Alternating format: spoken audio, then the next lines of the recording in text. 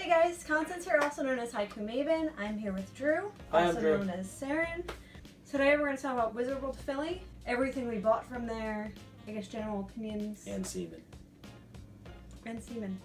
We usually try to buy art and books and stuff from independent people instead of like companies and all that jazz. Yeah, because I can buy GameStop anytime I want. I'm really excited to read a lot of these and talk about some of them. We haven't read any of them yet, except for part of one. Which, do you want to start there? Seamen on the Poop Deck? Yes. Gay pirate adventure romance novel. It's currently only a 4-part series. I did buy all 4 as well, but I bought these for a friend of mine. I bought the first copy for myself. It's basically just full of double entendres. It's not subtle at all. Not even a little bit. They weren't pricey at all. We got all 4 for $20 at the It convention. was 20 for the foreplay. $20. As the seller said, if you're getting the foreplay, you want to get all that. It was a hot day, and I spend it as I spend most hot days, standing on top of my poop. I allow no one to stand on my poop deck except by special invitation, and by then my men knew it. The last time a man had tried to come upon my poop without permission, the other men took it upon themselves to come all over him and beat him off. You can probably stop there. It's already off to a good start, as you can tell. He lay humiliated for over an hour beneath all my semen. They even talked of drowning him, but he took his punishment well. I'm gonna save you guys. They also gave us a nice little bookmark with all their information on it, so you can save your spot and you can finish later. I'm gonna jump right into the other books we got, which I don't really know anything about. We just bought them because they seemed interesting. Yep. The way they described them. We both really like any books really, but mostly fantasy. I would say is what we go for most of the time. This one is The Forest of Arrows, the Prince of Old Vynterra. In a land where magic is forbidden, an ancient evil has returned. In the mystical kingdom of Old Vynterra and its surrounding territories, all magic has been banned for centuries, with magical beings forced to live apart from human lands. It sounds pretty interesting. It's by V.F. Sharp. You can check the book out at vfsharp.com, which I'll also put a link down for below. But it sounds pretty good. It's pretty thick too. Yep, and it's got a map. And it's got a map. Who doesn't love a book with a map? Every story needs a map. Every story needs a map. I'm a sucker for maps and books. Yeah, I agree. Anyway, let's move on to the next one. The next one is Danarko. It's a 4-series part book. The reason I bought this one was I literally judged it by the cover. Yeah. And we Also, we noticed it because as we walked by, the lady said, "Do you like books?" And I was like, "I do like books." So we had to stay and talk. But she designed all the covers. She does have paperback covers as well, where she designed the art for herself. The paperback covers. I keep wanting to say soft covers. Just 'cause it's hardcover. The paperback covers she designed by herself. They're usually characters. I don't think soft cover is technically wrong. So. I know, but paperback is usually what you say. When we bought the book 1 of Danarko, she also gave us a packet of different character cards. I assume so if you want to read about the characters before you get into the book, so you already know what you're getting into.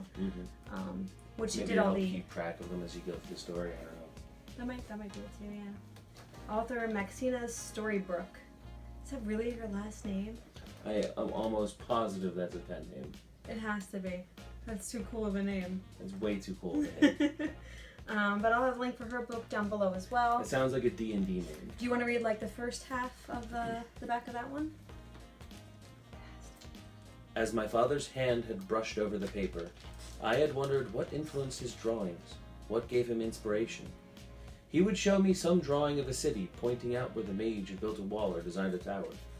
I knew it wasn't real, but what if it was? 5 years after her father's death, Mara believed everything was going great. Her mother had a wonderful boyfriend, Bryce, and Mara was getting used to small-town life. Her world is turned upside down when she comes home one day to find Bryce trying to kill them, and an old family friend mysteriously appearing out of nowhere. Let's talk about this. There's usually some kind of boost at cons for places like insectariums, planetariums, shit like that. Local establishments that are in the area that you can visit and hang out in. Thank you. Touristy places, kind of. Touristy places. This one, the Philadelphia Insectarium and Butterfly Pavilion, they were there and they were selling tickets for less than half price of their admission. I think their admission's usually $12. They were selling tickets for $5 each that never expire, so we bought a few of those to go check it out. They also had a shit ton of insects and a gecko that I wanted to steal away and save him at the exhibit as well. I still miss my gecko buddy.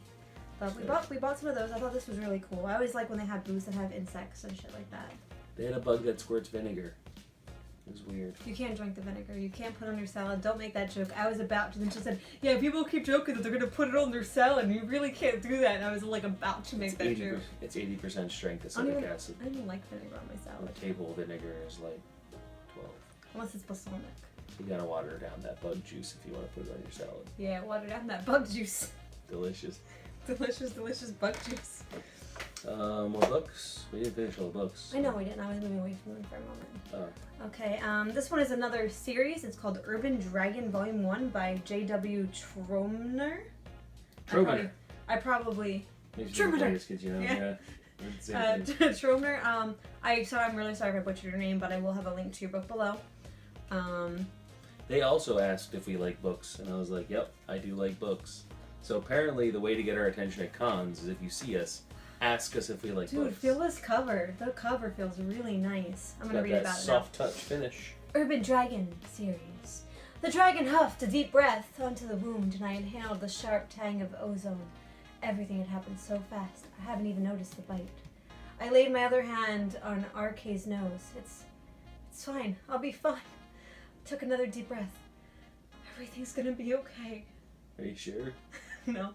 The dragon gazed up at me, its large eyes wide. We'd watched zombie movies together on swindled pay-per-view and stolen cell phones. She knew what a bite meant.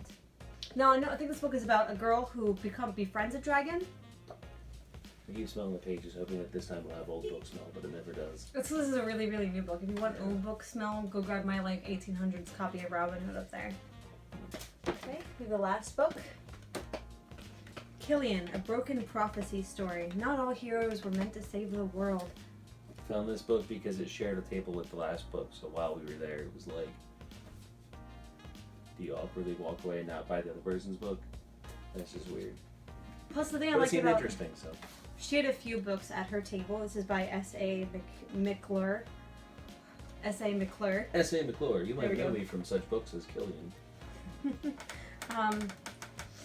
She had quite a few books there, but she'd also had signs comparing them. Like, if you like these kind of books, you like this book. This one was if you like Lord of the Rings. I forget what else was on there. Lord of the Rings. High adventure fantasy. High adventure fantasy. So we figured we'd give it a try. Which is like my jam. I put it on sandwiches with my peanut Do you want to butter. read the first paragraph or two of the back of that one? The creators take what is theirs and give only to the deserving. They alone decide who are blessed with the magic of the light, or who are doomed to live their days in darkness. Since the creation, they have sought out the bravest, strongest, and most intelligent men in order to discover the light's hero. For centuries, legends of the hero pass from one keeper of prophecies to the next. Some say that hero has come. That's it for the books, but I do have a few more writings to go through. There was a booth there called the South Street Art Mart. They're a place on South Street in Philadelphia.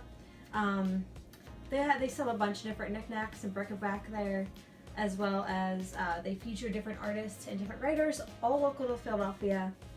We bought 2 of their little booklets that people wrote. This one's my favorite. It's called The Squirrel Demural by Brianna Bender. And it's just a little comic. It's like a 4-page comic. It only cost $2, but I thought it was really cute. It's a little comic that is about a squirrel who doesn't know he's a squirrel. Skeletons in your kitchen. It's fairly politically charged, but my favorite part was that it starts with a typical recipe for angel food cake. And then it ends with devil's food cake, which instead of being a recipe, is just an exorcism spell.